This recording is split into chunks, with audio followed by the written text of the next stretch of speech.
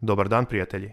Ako trenutno primate državnu mirovinu, zajamčenu minimalnu naknadu ili bilo koju drugu socijalnu naknadu od države, ovo nije nešto što tek dolazi. Već se događa. Upravo sada Hrvatski zavod za mirovinsko osiguranje, centri za socijalnu skrb i porezna uprava aktivno pregledavaju spise, šalju pisma o naplati preplaćenih iznosa i uvode nove ovlasti nadzora koje su stupile na snagu u ovom razdoblju.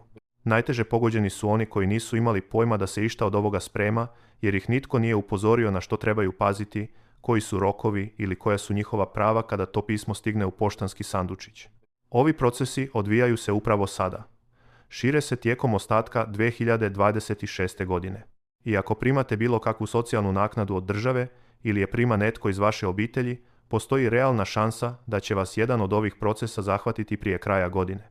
Objasnit ću vam točno što se događa, koji se 3 odvojena procesa odvijaju paralelno u ovom trenutku i što možete učiniti dok ima vremena. Prije nego krenemo, molim vas, pretplatite se na ovaj kanal i uključite zvonce. Znam da to svi govore, dopustite mi da objasnim zašto ovdje zaista ima smisla. Pravila oko državne mirovine, zajamčene minimalne naknade i ostalih socijalnih naknada stalno se mijenjaju. Kad se mijenjaju, HZMO vas neće nazvati. Neće vam dati unaprijed upozorenje. Neće vam objasniti vaše mogućnosti. Mijenjaju propise i očekuju da budete u toku.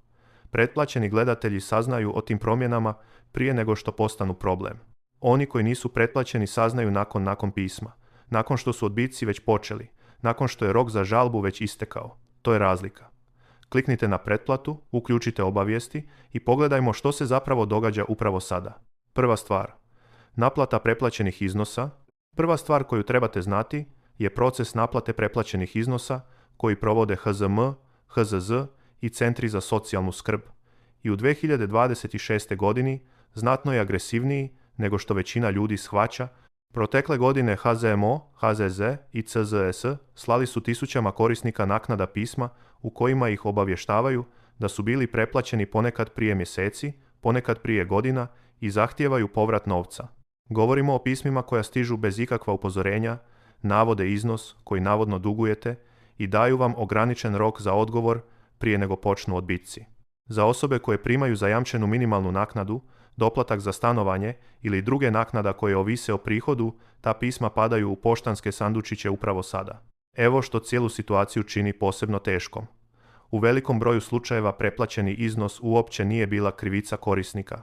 Bila je to administrativna pogreška same institucije. Njihovi vlastiti sustavi pogrešno su izračunali pravo ili nisu ispravno obradili promjenu životnih okolnosti, a osoba koja prima pismo nije imala pojma da je nešto pošlo po krivu. Taj novac potrošila je na režije, na hranu, na lijekove, a sada joj traže da ga vrati. Ono što gotovo nitko ne zna, jest da u toj situaciji imate prava.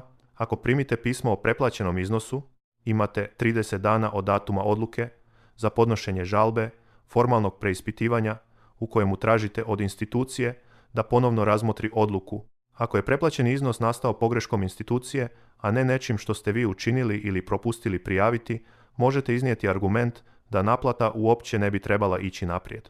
U slučajevima stvarnih financijskih poteškoća institucija ima ovlast u potpunosti otpisati dug, no to neće sama predložiti, morate je vi o tome zamoliti.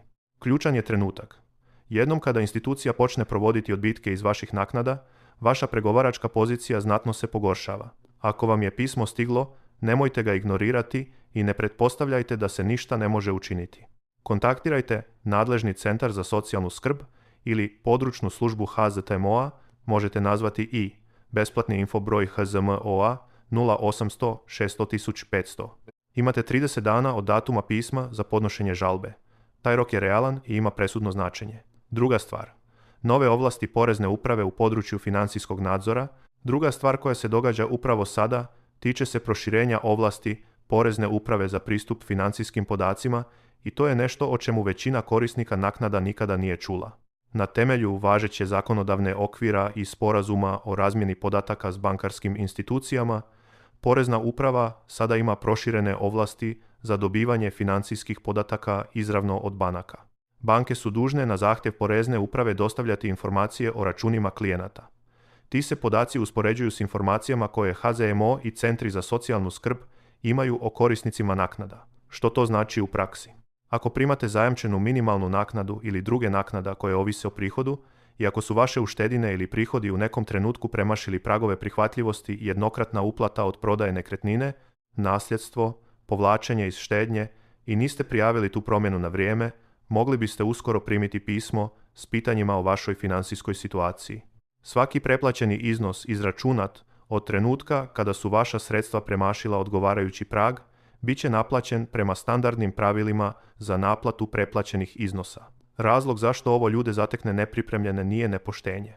To je što je popis stvari koje morate prijaviti duži nego što većina ljudi shvaća, a mnogi korisnici naknada jednostavno nisu znali da privremeni porast uštedina ili prihoda treba prijaviti. Što morate prijaviti i CZZS ili HZMU ako primate naknada koje ovise o prihodu, svaku promjenu uštedina ili imovine, uključujući jednokratne prihode, promjenu adrese stanovanja, promjene u osobama s kojima živite, svaku promjenu prihoda uključujući prihode od povremenog rada, najma ili kamata, nasljedstvo, darove ili druge značajne priljeve novčanih sredstava. Ako se bilo što od ovog dogodilo i još niste prijavili, učinite to sada prije nego Porezna uprava identificira situaciju putem bankovnih podataka i izračuna preplaćeni iznos koji seže mjesecima ili godinama unatrag. Promjene možete prijaviti putem e-građani portala na gov.hr, telefonskim pozivom, nadležnom centru za socijalnu skrb ili osobnom posjetom, područnoj službi ili ispostavi HZMO-a. Treća stvar, preispitivanje prava osoba s invaliditetom. Treća stvar, ona je koja se tiče najvećeg broja ljudi i uključuje proces preispitivanja koji su nadležna tijela značajno promijenila u ovom razdoblju 2026. godine. Ako vi ili netko iz vaše obitelji prima osobnu invalidninu, doplatak za pomoć i njegu ili imate rješenje o statusu osobe s invaliditetom, tjelesno oštećenje, invalidnost, morate razumjeti što se promijenilo. Invalidnine i s njima povezana prava, uključujući mjesečne naknade, povlastice u prijevozu, olakšice i ostalo, dodjeljuju se na temelju ocjene stupnja oštećenja ili invalidnosti od strane centara za socijalnu skrb i Zavoda za vještačenje, profesionalnu rehabilitaciju i zapošljavanje osoba s invaliditetom ZOSI. Ta se rješenja periodično preispituju ili na temelju promjene okolnosti, ovdje leži rizik, obveza prijave promjena vašeg stanja funkcionira u oba smjera. Ako se vaše stanje od posljednjeg vještačenja pogoršalo, ako sada trebate više podrške nego što odražava vaše trenutno rješenje, imate pravo zatražiti novo vještačenje. I ako to ne zatražite, vaše pravo ostaće na trenutnoj razini sve dok CZSS ili ZOSI ne pokrenu sljedeće planirano preispitivanje. Nitko vas neće nazvati i pitati je li vam situacija postala teža. S druge strane, ako se vaše stanje poboljšalo i primate invalidninu ili doplatak koji više ne odgovara vašoj trenutnoj situaciji, dužni ste prijaviti tu promjenu nadležnom centru za socijalnu skrb. Neprijava i nastavak primanja naknade na višoj razini stavlja vas izravno u situaciju preplaćenog iznosa o kojoj smo govorili u prvom dijelu, a nove ovlasti Porezne uprave u području financijskog nadzora sada su također u igri. Trenutak za rješavanje ovoga je sada. Ako smatrate da vaša invalidnina ili doplatak za pomoć i njegu više ne odražavaju vaše stvarne potrebe u bilo kojem smjeru, kontaktirajte nadležni centar za socijalnu skrb u vašoj županiji i zatražite novo vještačenje. Ako želite zatražiti preispitivanje jer se vaše stanje pogoršalo, zatražite konkretno zahtjev za promjenu rješenja zbog promjene zdravstvenog stanja. Ako niste sigurni gdje stojite, možete kontaktirati besplatni info broj HZMO-a 0800 600 500 ili se obratiti socijalnom radniku u sklopu nadležnog centra za socijalnu skrb. Pomoći će vam razjasniti situaciju prije nego nazovete nadležno tijelo. Gdje se sada nalazimo? HZMO, HZZ i centri za socijalnu skrb aktivno šalju pisma o preplaćenim iznosima i naplaćuju novac od korisnika naknada.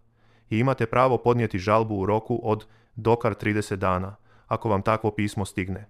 Nove ovlasti Porezne uprave u području financijskog nadzora proširuju se na postojeće korisnike naknada koje ovise o prihodu, što znači da neprijavljene promjene u uštedinama ili životnim okolnostima sada mogu biti identificirane i retroaktivno naplaćene. Procesi preispitivanja invalidnina i doplataka za pomoć i njegu restrukturiraju se i na korisnike stavljaju veću odgovornost za prijavu promjena prije nego ih nadležna tijela otkriju drugim putem. Ništa od ovoga nije jednostavno, ali znati što se događa prvi je korak da ne budete zatečeni. Pretplatite se, proslijedite ovo nekome koga poznajete i tko prima državnu mirovinu, zajamčenu minimalnu naknadu ili invalidninu. Jedan razgovor može napraviti pravu razliku prije nego stigne pismo koje nisu očekivali.